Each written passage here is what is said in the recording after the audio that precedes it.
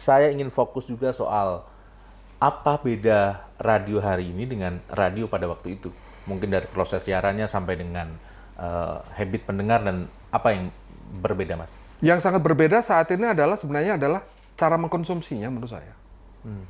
Zaman dulu kan kita hanya mendengarkan radio satu dengan pesawat radio yang utuh. Radio yang sebenarnya radio. Pesawat radio namanya ya. Baik itu menggunakan colokan listrik, pakai baterai, radio kecil dan sebagainya.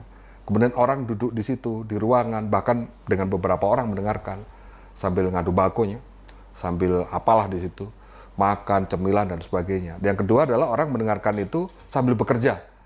Misalnya di konveksi, penjahit, di bengkel. Jangan salah, banyak sekali tempat-tempat seperti itu yang mungkin pekerjaannya masal banyakan, radionya digedein sehingga banyak orang yang mendengarkan. Di cucian motor, cucian mobil ada. Lalu tipologi yang ketiga adalah mendengarkan radio di perjalanan. Menggunakan mobil, bahkan juga di bus, di taksi, mendengarkan radio. Karena hiburan waktu itu kan musik semuanya serba ada. Interaksi juga ada dengan pendengarnya. Lalu sebenarnya waktu itu mengapa radio dengan sekarang tadi ditanyakan ada perbedaan.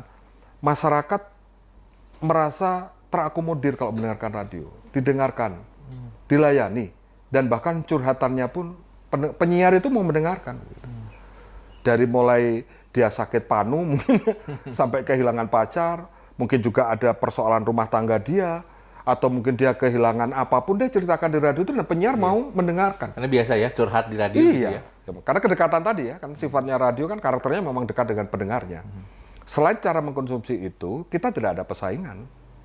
Saingan kita cuma media cetak, televisi tidak banyak, media luar ruang juga tidak semasif sekarang, belum ada media online.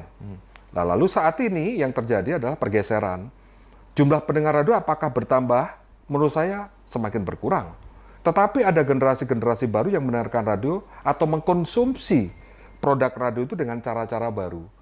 Bisa jadi yang tadinya nagen, duduk, mendengarkan radio lama di kamar dia bisa bermenung 1-2 jam, 3 jam begitu. Sekarang barangkali nggak seperti itu. Karena dia hanya butuh potongan-potongan penggalan-penggalan pendek. Yang itu sudah ada tersedia di platform-platform digital.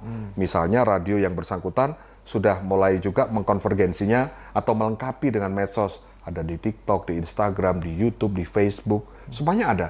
Nah, orang mengkonsumsinya ke sana. Lalu perilakunya, sepertinya radio tidak seperti dulu. Mengapa? Ya karena orang-orang ini atau pendengar-pendengar baru atau siapapun yang saat ini masih mengkonsumsi radio, merasa bahwa tidak hanya radio yang menjadi tempat dia curhat, mendapatkan informasi, bahkan mendapatkan solusi. Tapi banyak juga media-media lain yang menawarkan itu.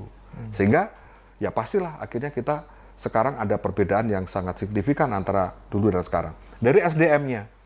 SDM radio dulu dituntut untuk one man show itu sangat mungkin terjadi. Dan menyiapkan segala sesuatunya itu sebegitu dahsyat untuk menyajikan sebuah siaran hebat. Saya masih ingat tahun 92 itu kami pagi-pagi di Ganesha 92, 93, 94 itu menyajikan yang namanya Buletin Pagi. Itu informasi ringan, tapi penting, tapi menarik begitu. Yang bisa dibacakan oleh 3, 4, 5 penyiar, dirangkum jadi 30 menit dengan lagu. Anda tahu, untuk menyiapkan satu produksi itu, 1-2 minggu sebelumnya saya nyiapin skrip. Oh. Anda tahu nggak skrip pertama saya di Buletin Siang itu? Anda bisa cek di Google sekarang. Ada sebuah desa tertinggi di Indonesia namanya Ilaga, di Papua. Saya masih ingat nih, saya membuat skrip adalah desa tertinggi di Indonesia, namanya adalah Ilaga, di Papua. Jadi informasinya seperti itu. Menarik, apa ya kira-kira orang pengen tahu, oh ada ya desa tertinggi gitu. Ada desa terendah, ada desa terdingin, dan sebagainya. Nah, saya mendapatkan Ilaga itu adalah dari sebuah clipping. Dan juga sebuah bundel majalah-majalah yang memang dulu Ganesha itu perpustakaannya sangat lengkap. Jadi bendel-bendel majalah 10-20 tahun yang lalu, tahun 60-an, majalah Vista, majalah Aktual, musiknya zaman remaja waktu, lengkap. Nah, kita tiap hari, penyiar-penyiar itu kalau mau on air, mau siaran, itu dituntut untuk membuka itu. Oh, baca majalah dulu dan sebagainya. Mencari bahan. Mencari bahan dan membaca majalah itu untuk diambil bahannya nanti menjadi bahan siaran.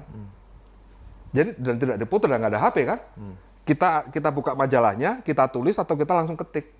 Satu seneng tuh. Nah, di tempat yang sudah kita ambil tadi, itu ada kartu kecilnya di situ, kertas kecil yang harus ditulis. Jadi di situ yang saya baca tentang Desa Ilaga itu sudah 4 orang senior saya membacakan tahun 78, 79, saya baca ulang. Nah di situ ada namanya itu Ganang Parto. Tanggal berapa saya siaran, saya cantumkan. Jadi nanti orang tahu bahwa ini sudah dibaca 5 kali, dibuat skrip untuk jadi bahan, gitu. Diolah menjadi skrip. Nah, teman-teman, sobat penyiaran Jawa Barat, ini mendalami soal radio dengan Mas Ganang tentu menarik sekali. Dan satu hal sebelum saya beralih ke topik yang lain adalah bahwa beliau ini adalah kolektor radio transistor. Berapa jumlah terakhir sampai hari ini, Mas? Sekarang mungkin sudah 881 kali ya. 800, hampir 1000 radio. Hari ini tadi saya saya transaksi satu radio. Ya radio bekas lah, harganya 315.000 dengan orang dago malah jual online. Kapan-kapan di edisi khusus kayaknya menarik untuk bahas khusus tentang koleksi radio beliau.